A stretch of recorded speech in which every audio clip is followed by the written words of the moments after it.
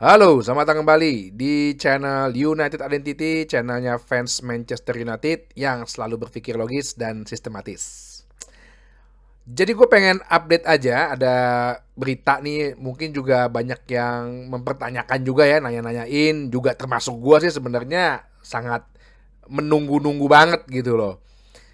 Ini berita dari koran ya, media Perancis ya, Le Equipe namanya. Jadi ya Le Equipe ini cukup bisa dipercaya, apalagi khususnya kalau dia memberitakan berita-berita yang berhubungan dengan dari PSG gitu ya, Paris Saint-Germain. Kemarin juga berita yang mengenai João Neves juga dari dia.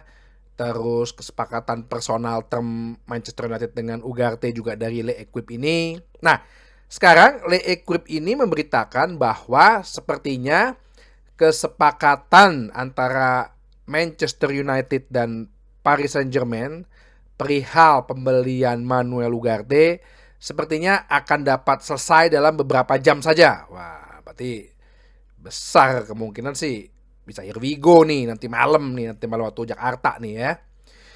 Yang dimana, nah ini yang agak menarik nih. Harganya tadinya kan PSG minta 70 juta euro ya, atau sekitar 63 juta pound lah. Yang karena kan mereka belinya dulu kan dari Sporting Lisbon kan 50 juta euro. Sepertinya kesepakatan yang akan deal gitu harganya itu adalah di 60 juta euro atau di 51 juta pound. Nah ini ada tapinya nih. Ada informasi juga dari L'Equipe sepertinya adalah loan dulu gitu loh. Jadi loan dulu dengan bukan option to buy, yaitu keharusan membeli ya untuk Manchester United. Jadi setelah setahun biasanya kan kalau option buy itu kan setahun depan ya baru ya prosesnya hampir sama kayak kemarin si siapa namanya Sofyan Amrabat lah, cuma kan Sofyan Amrabat nggak jadi. Nah, jadi si Manuel Ugarte ini kemungkinan ya menurut Le Equipe bisa jadi dia dipinjam dulu dengan obligation to buy, ya, bukan option to buy tapi obligation to buy, kewajiban untuk membeli ya. Dan posisinya nih kayaknya kedua-duanya nih sudah sangat dekat gitu. Jadi finalisasinya bisa jadi ya beberapa jam ke depan ya. Kita doakan saja gitu ya, supaya ini bisa benar-benar terlaksana karena ini gue bilang salah satu kepingan kecil dari strateginya Erik ten Hag, di mana kita butuh gelandang DM yang bisa sangat bagus terus dalam beroperasi di lini tengah gitu ya, sebagai breaker, sebagai ball carrier, sebagai juga recovery player gitu ya, recovery ball. Nah ini yang gue rasa sih kayaknya memang udah dekat gitu ya, kita doain aja. Tapi kalau sekarang hari Kamis, hari Sabtu Sabtu sore ya waktu Jakarta atau Indonesia itu udah main lawan Brighton, kayaknya sih belum tentu bisa main gitu. Tapi yang penting udah deal dulu aja nih. Oke, Manuel Ugarte. Terus ada satu tambahan juga, gue cuma pengen sharing aja ya, sharing. Ada artikelnya di Atletik, mohon maaf, di Atletik yang ditulis oleh Jacob Whitehead ya. Ini juga partneran sih sama Laurie Whitwell sama si David Ornstein ya. Jadi dia ini sedang membahas masalah Matthijs de Ligt. Jadi sebenarnya Matthijs de Ligt ini kan dalam posisi sebenarnya terancam ya, dalam tanda kutip gitu ya. Karena Bayern Munchen saat itu udah punya Dayot Upamecano, udah punya Kim Min-jae, terus udah ada Eric Dyer, plus udah ada juga si yang dari Jepang, Sato itu, tapi akhirnya patah kakinya kan.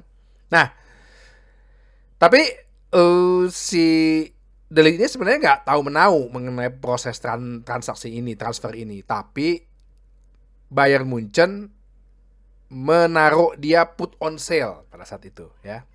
Jadi menaruh put on sale itu kan sebenarnya haknya klub gitu loh untuk berbuat seperti itu gitu kan.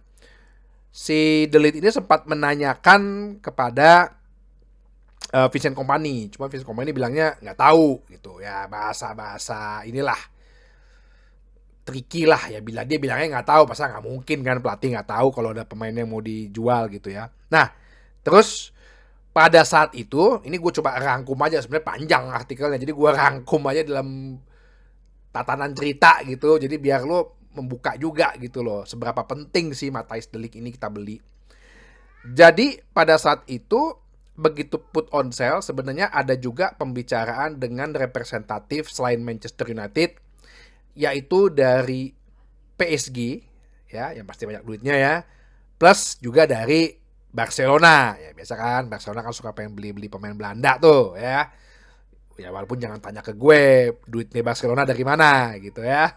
Nah, tapi sepertinya Erik ten Hag gitu ya, dalam hal ini ya pastilah ya, Erik ten Hag yang udah pernah mengenal dia, yang pernah bekerja sama dia, sepertinya menghubungin gitu, saling berhubungan, saling mengkontak-kontakan, dan sepertinya juga Matthijs de Ligt ini melihat bahwa project Ten Hag untuk kedepannya itu ya sangat bagus buat dia, karena menurut si The Athletic ini kemungkinan kedepannya memang kemungkinan besar ya bahwa duet back tengah Manchester United untuk tim inti itu kayaknya sih Lisandro Martinez di kiri, back tengah kiri, dan Matthijs de Ligt. Ya, kita appreciate Harry Maguire gitu ya dengan kinerjanya, dengan mentalnya, tapi gue rasa sih kayaknya Ten Hag akan lebih mempercayai Matthijs de Ligt. Nah, terus kenapa sih sebenarnya Matthijs de Ligt ini akhirnya dibeli gitu ya, walaupun ya ada gosip bilang dia gampang cedera lah, tapi ini di sini dibilang bahwa dulu bahwa pelatih Ajaxnya juga mengatakan bahwa dia tuh sebenarnya orang yang nggak gampang cedera kok. Terus dia adalah pemain yang selalu pengen belajar. Terus kalau dibilang katanya kemarin aja dia di pas timnas Belanda Eropa 2022 Euro itu dia nggak jadi tim inti ya, karena Ronald Koeman itu bener-bener saat itu adalah ya pilihan gitu loh, pilihan pelatih ya, lu harus pilih siapa gitu loh. Akhirnya kan Virgil van Dijk sama si Stefan de Vrij kan yang jadi tim inti gitu loh. Jadi sebetulnya nggak ada sesuatu yang orang meragukan gitu sebenarnya kapabilitasnya si Matthijs de Ligt ini. Umur 18 tahun dia udah jadi kapten di Ajax. Terus dia juga pada saat 2019 nih ya, ada info juga nih, ternyata Manchester City tuh udah mengincar, udah menawar si Matthijs de Ligt 2019. Cuman waktu itu Matthijs de Ligt itu kan diwakilin oleh agen itu si Mino Raiola tuh. Mino Raiola kan emang orangnya agak-agak maruk ya, yang udah meninggal tuh, yang sekarang diganti si sekarang Rafael Pimenta. Ya sepertinya negosiasinya nggak berjalan lancar, akhirnya si Matthijs de Ligt itu ke Juventus dengan harga 75 juta euro. Berarti kan emang ini si Matthijs de Ligt ini punya potensi loh, kalau sampai sebenarnya City zamannya Pep lagi udah tuh mengincar dia gitu loh. Nah, terus kenapa akhirnya si Manchester United ini mengokekan gitu, dalam arti untuk membeli Matthijs de Ligt? Ya sebenarnya ini adalah menurut The Athletic ya bentuk kepercayaan manajemen Manchester United, Ineos ya dalam hal ini, kepada Erik ten Hag gitu. Ya oke lah Erik ten Hag, lu maunya apa sih? Nah, seperti yang pernah United itu bilang gitu, ya udah deh Ineos sekarang penuhin aja dulu deh apa keinginan ten Hag ya. Kita lihat gitu, berhasil gak gitu loh ya. Kontrak diperpanjang 1,5 tahun, pemainnya siapa aja yang mau, lu mau bermain dengan sistem apa, siapa pemain yang akan cocok dengan sistem lo. Ini kayaknya salah satu bentuk kepercayaannya si Manchester United, Ineos taman ini kepada Ten Hag. Ya udah, lo beli deh de Ligt, gue kasih lampu hijau gitu loh ya. Dan dikabarkan juga bahwa ya Ten Hag merasa senang gitu, karena dia juga mempunyai hubungan yang baik dengan Dan Ashworth. Bahkan nih ya, ini juga di sini dipastikan lagi sih, sekarang tuh kantornya Dan Ashworth tuh bukan kantor ya, ruang kerjanya Dan Esper tuh sebelahan sama si Ten Hag gitu. Ya ini kan sebenarnya ada dua makna kan. Mempercayai hubungan baik, atau ya kalau dulu zaman gua kerja tuh ya kalau bos sebelah meja kerja gua deh sebenarnya lagi ngawasin tanda kutip gitu. Ya, nodong lo gitu kalau ada apa-apa, kalau ada yang nggak beres, kenapa tuh? Kenapa tuh? Jadi biar gampang nyarinya. Kalau jauh-jauhan kan by WA gitu kan bisa aja bilang alasan nggak ada sinyal, nggak lihat handphone. Tapi kalau sebelahan tinggal diketok gitu kan, ada kenapa lu kalah gitu kan. Itu sebenarnya kalau menurut logis dan sistematisnya gitu loh. Nah, akhirnya ketika si Bayern mendrop harganya De Ligt, kebetulan juga MU lagi membutuhkan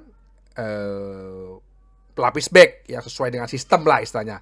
Itulah akhirnya makanya sekalian nih paket dengan Mazraoui di apa namanya, dibikin gitu loh dengan negosiasi dengan Bayern Munchen.